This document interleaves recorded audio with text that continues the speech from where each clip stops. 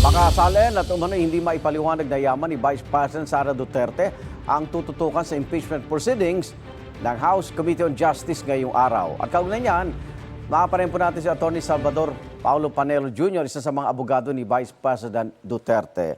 Magandang umaga, Atty. Panelo. Magandang umaga, Igan, at sa mga tagapanood niyo. Bukas pa rin yung imbitasyon ng House Committee on Justice kay Vice President Sara Duterte. Pero ito parang personal na, no? Bank account na ito, SALN at kung ano-ano pa. Siya ba'y personal pupunta o hindi pa rin? Mukhang hindi pa rin siya pupunta, pero linawin ko lang, Igan, na nagsasalita ako bilang abogado lang at opinion ko lang itong mga sasabihin ko dahil hindi po tayo kasama sa impeachment defense team. Opo. So ano tingin niyo po rito?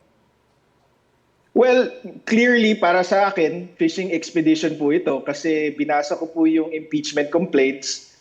Doon po sa usapin ng SALN, wala naman po silang sinasabi doon sa impeachment complaints na may maling linagay doon si VP Sara or meron siyang property or pera na hindi sinama doon sa SALN niya. Oo. Tapos base doon, nag-issue na ng subpoena itong House Justice Committee para kunin tong mga SALN, tong mga AMLC records at SEC records, BIR records.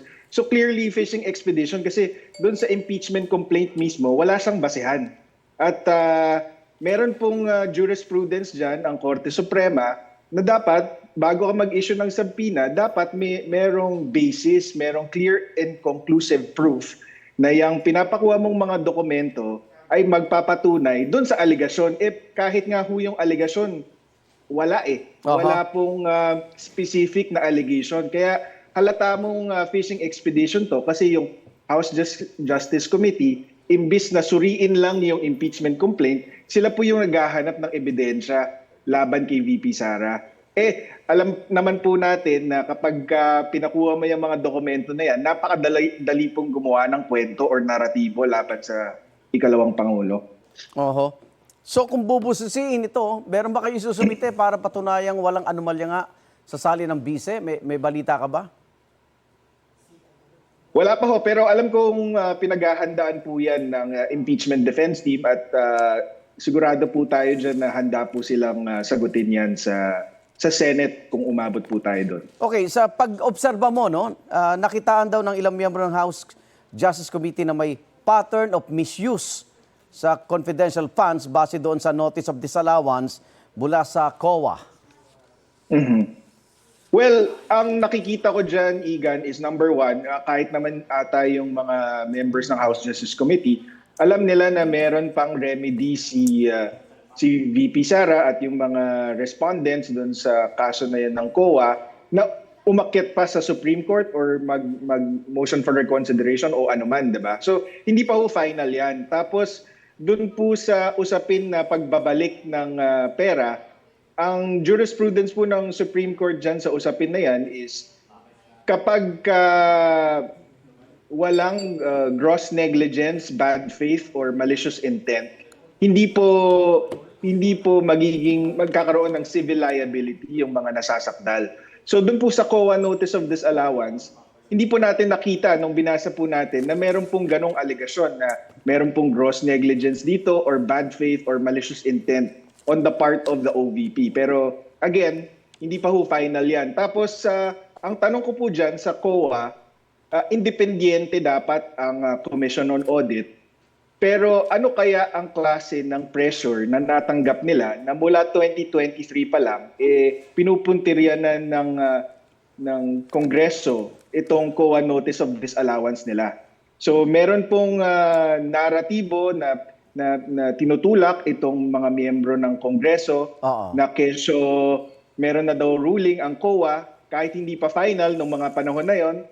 Tapos nakita po natin na biglang lumabas right before the hearing. In fact, nauna pong nakatanggap ng desisyon yung Committee on Justice kaysa doon sa OVP. So, nakapagtataka po tayo at hindi po natin hindi maiisip na baka na-pressure itong Commission on Audit dito sa mga miyembro ng Kongreso. At tandaan po natin na yung isang miyembro ng Commission on Audit na si Commissioner Lipana meron po yung asawa na mukhang involved sa flood control scandal. So meron din pong leverage ang administrasyon at ang mga kaalyado nito laban dito sa isang miyembro at least nung Commission on Audit. So Oo. yun mga importanteng tanong po yan na dapat alamin ang sagot.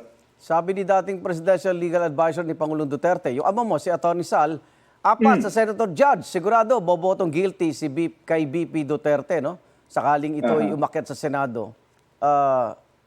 Would you agree?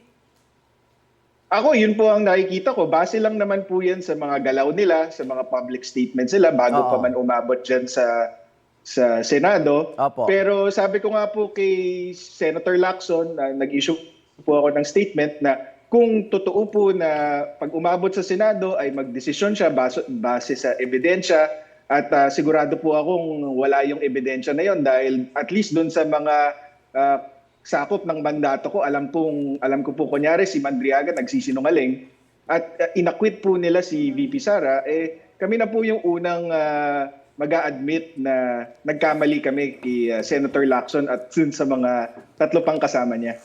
Maraming salamat, Tony Salvador Paulo Panelo Jr., abogado po ni Vice President Sara Duterte. Ingat po. Maraming salamat po, Igan.